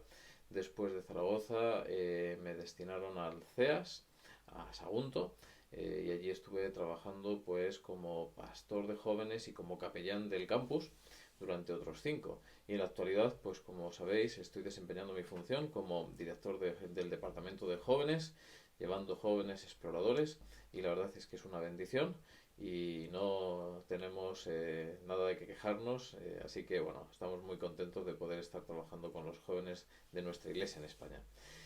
Vamos a comenzar con el tema de esta mañana, y me gustaría pues comentaros algunas cosas que son curiosas, ¿vale? No sé si lo sabíais, pero por increíble que parezca, los 10 mandamientos fueron de color azul, ¿vale? Y posiblemente te estés preguntando lo que los mandamientos fueron de color azul. ¿Cómo sabemos eso? Pues bien, porque fueron tallados del mismo trono de Dios, que está hecho de zafiro azul.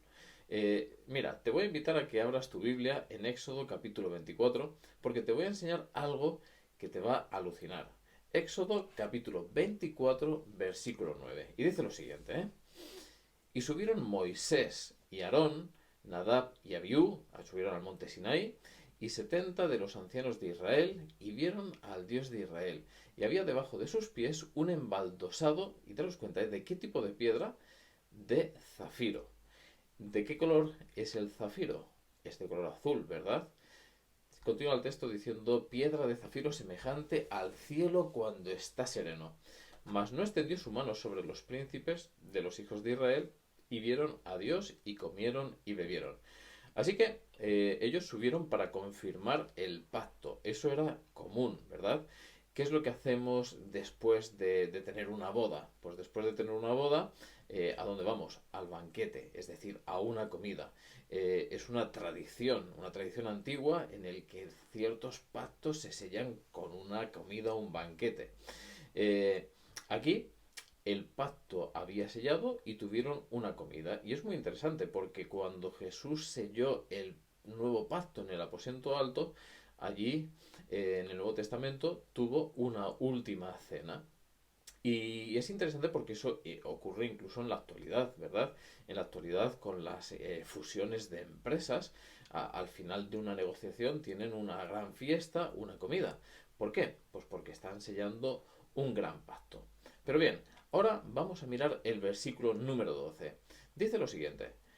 Entonces Jehová dijo a Moisés, sube a mi monte y espera allá, y te daré tablas de piedra y la ley y los mandamientos que he escrito para enseñarles. Y esto es interesante porque bajo los pies de Dios había un pavimento como de piedras de zafiro azul.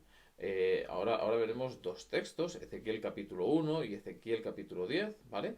Y si vas a esos textos te mostrarán que el trono de Dios está hecho de zafiro, ¿vale? Es tan claro como que Ezequiel capítulo 10, versículo 1 dice, vi como una piedra de zafiro que parecía como, y un poquito más adelante, un trono de Dios. Entonces, ¿de qué estaba hecho su trono? Zafiro. Ahora fíjate en esto, especialmente en el versículo 12 de Éxodo 24. Entonces Jehová dijo a Moisés, sube a mí al monte y espera allá, y te daré tablas de piedra y la ley y mandamientos que he escrito para enseñarles.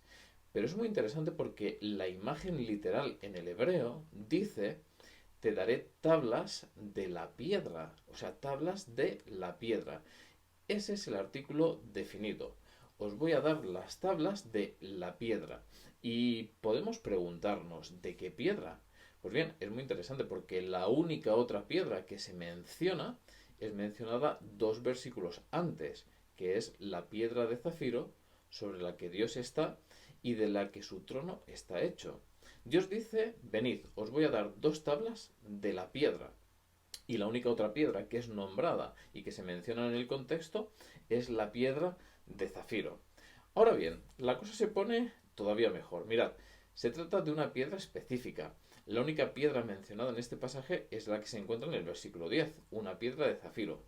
Por lo tanto, los 10 mandamientos fueron tallados en esa piedra de zafiro azul que hace de plataforma permanente de Dios y su trono.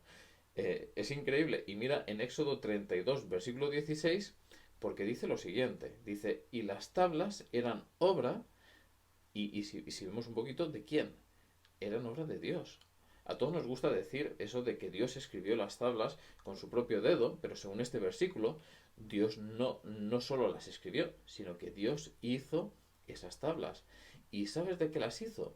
Pues de una piedra de zafiro azul. Dice, y las tablas eran obra de Dios, y la escritura era escritura de Dios, grabada sobre las tablas. Por lo tanto, las tablas y la escritura eran obra de Dios. Qué interesante, ¿verdad? Pues bien, vamos a seguir un poquito más adelante porque vamos a encontrar algo que llama la atención. Sabéis que los judíos debían llevar borlas azules en los bordes de sus vestiduras. No sé cuántos sabíais esto, pero si abrimos vuestras Biblias, si abrimos nuestras Biblias, perdón, en Números capítulo 15, versículo 37, encontramos lo siguiente. Y Jehová habló a Moisés diciendo, ¿y qué es lo que le dijo a Moisés? Bueno, pues fue idea de Dios, es lo que vamos a ver. Versículo 38. Habla a los hijos de Israel y diles que se hagan franjas en los bordes de sus vestidos por sus generaciones y pongan en cada franja de los bordes un cordón azul. ¿Qué? Esto es una declaración de estilo, ¿no? Una declaración sobre el moda. Es decir, ¿por qué Dios está tan interesado en el azul? ¿Por qué el azul? Mirad el versículo 39. Él nos dice por qué el azul. Dice, y os servirá de franja para que cuando lo veáis os acordéis ¿de qué? De todos los mandamientos. ¿De quién? De Jehová, para ponerlos por obra. Ahora atentos a esto, porque es fenomenal. Dice, y os acordéis de que no debéis prostituiros. Esta es la traducción de la Nueva Versión Internacional. Atención, y que no debéis prostituiros. Esto es lo que dice. Yo no quiero que seas una ramera, que dejes mis mandamientos y que luego te vayas al mundo. Porque lo que el texto está diciendo es esto, dice que no debéis prostituiros ni dejaros llevar por los impulsos de vuestro corazón ni por los deseos de vuestros ojos. Tendréis presentes todos mis mandamientos y los pondréis por obra. Así seréis mi pueblo consagrado. Yo soy el Señor vuestro Dios que os sacó de Egipto. ¿No es fascinante? Dios está diciendo, Moisés, di a los hijos de Israel que si ellos son mi pueblo, el pueblo judío, tienen que hacer franjas en los bordes de sus vestidos y poner en cada franja de los bordes un cordón de azul. Y entonces dice, porque quiero que recuerden mis mandamientos. Ahora bien, ¿por qué azul? ¿Por qué el azul les recordaría los mandamientos? Pues bien, porque los mandamientos fueron escritos sobre una piedra de zafiro azul. Ahora posiblemente estés pensando, vaya, esto es increíble, no tenía ni idea de que esto fuese así. Pues todavía se va a poner mejor, ¿vale? Estamos empezando un poquito. Fijaos en esto, porque es fenomenal. Abrid vuestras Biblias, los que podáis acompañarme, por el libro de Apocalipsis. Apocalipsis capítulo 17. ¿Os acordáis de qué es o de qué representa una mujer en la profecía bíblica, verdad? Es decir, representa al pueblo, representa una iglesia. ¿Qué es lo que representa una bestia en la profecía bíblica? Pues bien, una bestia, es decir, cuando la encontramos en Apocalipsis, cuando la encontramos en Daniel, representa generalmente a un reino, ¿verdad? Una nación, un reino. Así que lo que nos encontramos en el capítulo 17 de Apocalipsis es a una mujer sobre una bestia. Piensa en ello, ¿vale? Una mujer sobre una bestia sería una iglesia que tiene el control sobre el Estado, ¿verdad? ¿Te das cuenta, no? Es sencillo, es una mujer en la profecía bíblica, es una iglesia, una bestia en la profecía bíblica es una nación. Por lo tanto, en Apocalipsis capítulo 17 tenemos a una mujer infiel, por las características que se están dando, una mujer ramera, sobre las espaldas de una bestia, y por lo tanto tenemos a una iglesia infiel a cargo del Estado. Ahora va a ser todavía mejor, porque mira, en el capítulo 17 de Apocalipsis, versículo 1, dice lo siguiente: Vino entonces uno de los 7 ángeles que tenían las 7 copas y habló conmigo diciéndome: Hey, ven aquí, que te quiero enseñar algo.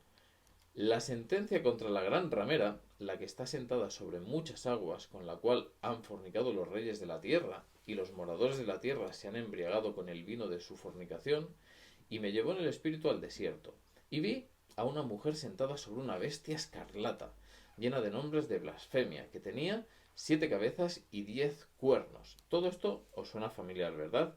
Seguimos, versículo 4. Dice, y la mujer estaba vestida, y fijaos muy bien, en estos 3 colores, de púrpura y escarlata, y adornada de oro, de piedras preciosas y de perlas, y tenía en la mano un cáliz de oro lleno de abominaciones y de la inmundicia de su fornicación, y en su frente un nombre escrito, un misterio: Babilonia la Grande, la madre de las rameras y de las abominaciones de la tierra. Esto es muy interesante, porque mirad, en el versículo 6 dice que esta mujer estaba embriagada con la sangre de los santos. Nos la está describiendo un poco más, por lo tanto, es una iglesia perseguidora e infiel, ¿vale? Porque está ensangrentada, ¿verdad? Con la sangre de los santos, embriagada, dice. En la profecía bíblica, una mujer casta sería una iglesia fiel con un solo esposo. Una mujer ramera sería una iglesia infiel con numerosos amantes, ¿verdad? Estamos de acuerdo. Pero ahora quiero que observéis los 3 colores que esta mujer llevaba. A ver si los recordamos, ¿vale? Los 3 colores eran púrpura y escarlata y oro. Pues muy bien, ahora vámonos a Éxodo 28 y ya veréis, porque aquí Dios le da instrucciones a Moisés muy específicas sobre cómo debían vestirse los sacerdotes, ¿vale? Todo estaba especificado, debía hacerse de una forma determinada, y es muy interesante porque Dios es muy cuidadoso cuando explica cada una de las cosas que tenían que ver con el funcionamiento del santuario y demás. En ocasiones, sabéis, las personas que leen la última parte de Éxodo, todo el libro de Levítico, se les hace un poco pesado. Ya sabéis que el libro de Levítico es un manual de instrucciones, ¿verdad? La última parte del libro de Éxodo es también un manual de instrucciones. Dios les estaba dando instrucciones muy específicas sobre cómo comportarse en el santuario, la forma de construir el santuario y la forma de vestirse en el santuario y cómo llevar a cabo los ritos y los rituales del santuario, ¿verdad? Es decir, hasta aquí estamos todos, ¿verdad? Pues bien, en Éxodo 28 Dios dice: esta es la manera en la que Aarón y sus hijos deben vestirse. Éxodo capítulo 28, comenzando con el versículo 31, dice: harás el manto del efod, ¿sabéis? Era la parte que tenían los sacerdotes, dice, todo ¿de qué? Azul. Y en medio de él, por arriba, habrá una abertura, la cual tendrá un borde alrededor de obra tejida, como el cuello de un coselete, para que no se rompa. Y en sus orlas harás granadas de azul, púrpura y carmesí alrededor, y entre ellas campanillas de oro alrededor. ¡Wow! No me digáis que no es interesante. Fijaros en los colores que se supone que el sumo sacerdote debía llevar. Estaba el púrpura, escarlata, azul y oro. Ahora bien, ¿cuáles eran los 3 colores que llevaba la mujer que hemos comentado anteriormente? Pues estaba el escarlata, estaba púrpura y estaba oro. Por lo tanto, ella llevaba los colores de los sumos sacerdotes. Pero te has fijado en que falta un color que está ausente. ¿Cuál es? El azul. ¿Y por qué? Pues porque ella se había olvidado de los mandamientos y la ley de Dios. ¡Wow! Y hasta aquí estamos todos, ¿verdad? Está bien, vamos a continuar avanzando. ¿Cuál es el propósito de la ley? ¿Sabéis? Algunas personas dicen, bueno, espera un minuto, o sea, porque yo pensaba que somos cristianos del Nuevo Testamento. ¿Qué es todo esto que estamos hablando sobre la ley? Pues bien, recuerda que estamos leyendo el libro de Apocalipsis, ¿verdad? y el libro de Apocalipsis está en el Nuevo Testamento, ¿verdad? Y el Nuevo Testamento dice que el pueblo de Dios estará guardando su ley.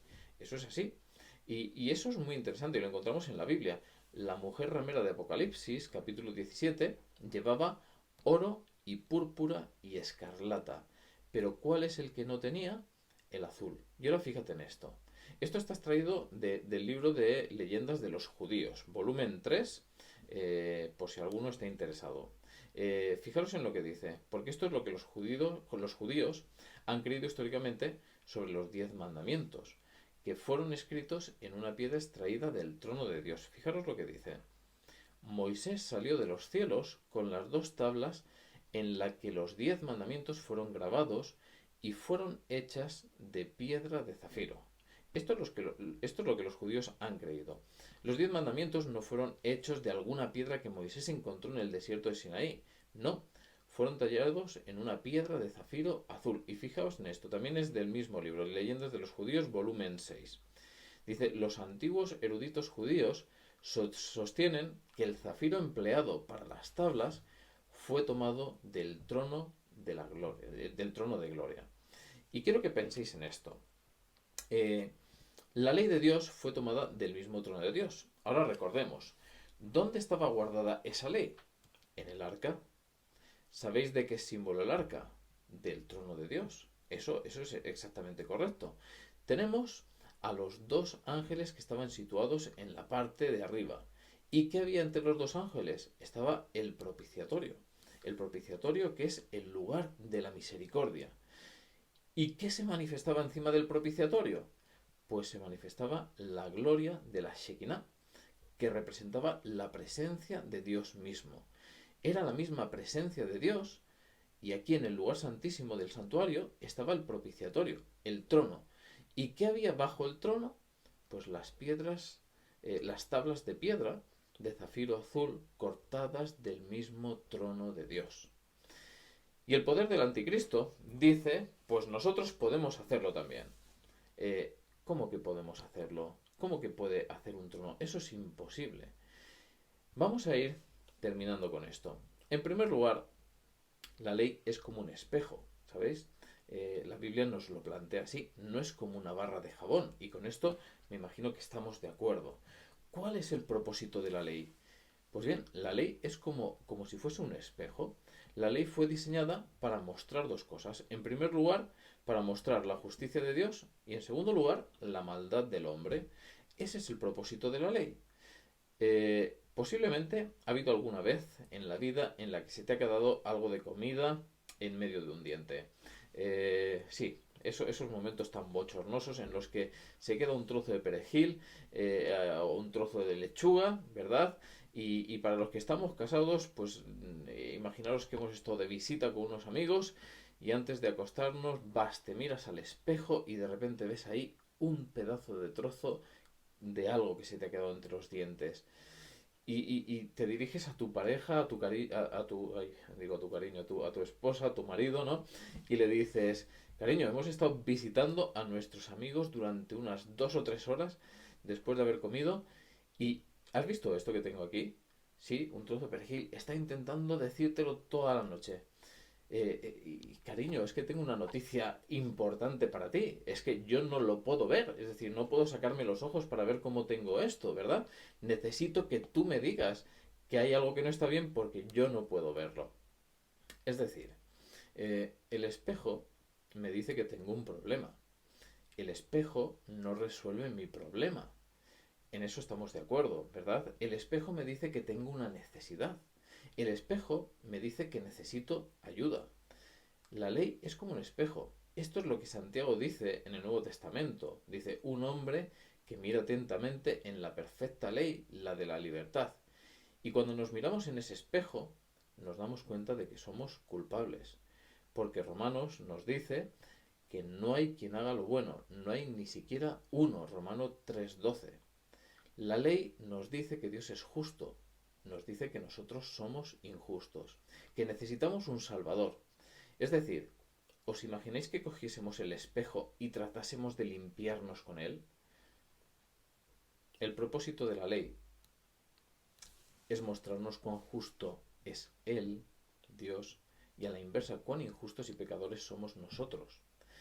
Y entonces, en ese momento, conducirnos a Jesús, porque necesitamos a un Salvador que quite nuestra injusticia y nuestros pecados. Ese es el propósito de la ley. Nosotros no guardamos la ley de Dios para ser salvos. Por lo tanto, los fieles a Dios guardarán su ley porque le aman, no para ser salvos, sino porque son salvos.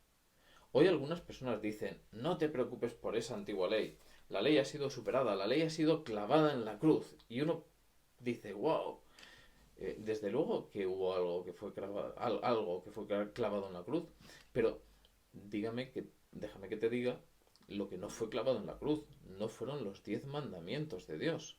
Es decir, ¿cuál de esos 10 mandamientos queremos quitar de en medio? Ese que dice no tendrás otros dioses, el número 1. ¿Alguien quiere quitar ese mandamiento? Bueno, tal vez el número 2 que dice no adorarás imágenes. ¿Alguien quiere quitar ese mandamiento? O quizás el número 3 que dice no tomarás el nombre del Señor tu Dios en vano. Es decir, ¿hay algún cristiano que piense que no necesitemos esto? De acuerdo. ¿Y qué pasa con el número 4 que dice acuérdate del día del sábado para santificarlo? ¿Vamos a quitar este? ¿De acuerdo? ¿Estamos de acuerdo? ¿Y qué pasa con ese que dice honra a tu padre y a tu madre? ¿Debemos deshacernos de ese? ¿Y qué de ese que dice no matarás? Eso es para el Antiguo Testamento. Creo que no, ¿verdad? ¿Y qué sobre ese que dice no robarás o cometerás adulterio? Nos damos cuenta de lo que estamos hablando. ¿Cuál de estos se supone que se podría quitar? Queridos hermanos, la diferencia es que el Nuevo Testamento trataba de decirnos que no guardamos la ley para ser salvos, sino porque somos salvos. La ley nos dice que necesitamos un Salvador. La ley nos dice que estamos necesitados de ayuda. La ley nos dice que hay algo que no está bien y nos conduce a Jesús. Y Jesús es el que nos salva. Queridos hermanos, necesitamos la ley, pero la ley no nos salva. La ley nos conduce a Cristo, porque nos hace ser conscientes de cuál es nuestra situación real, de cuál es nuestro problema, de cuál es nuestra situación. Y una vez conducidos a Cristo es donde realmente encontramos la transformación que solo Él puede hacer en nuestras vidas. Ojalá que el Señor sea capaz de grabar en nuestras mentes, en nuestros corazones, esa ley de amor, que lo que quiere hacer es que nuestra vida sea transformada y cambiada por medio de la acción de Cristo en nuestras vidas.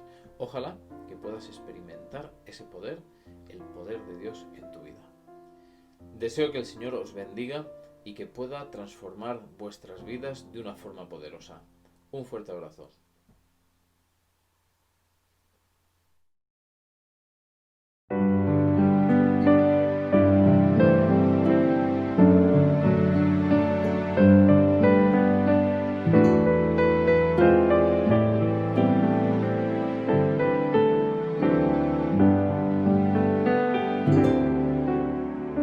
Padre amado, te agradezco por tus planes, grandes sueños tienes para mí. Tú me guías por las sendas de esta vida, a tu lado nada faltará. Yo te amo más que a todo. Si estoy débil, tú eres fuerte y a mi lado estás. Te agradezco, Padre amado, porque unes nuestras vidas a tu corazón. Padre amado, te agradezco por tus planes, grandes sueños tienes para mí. Tú me guías por las sendas de esa vida, a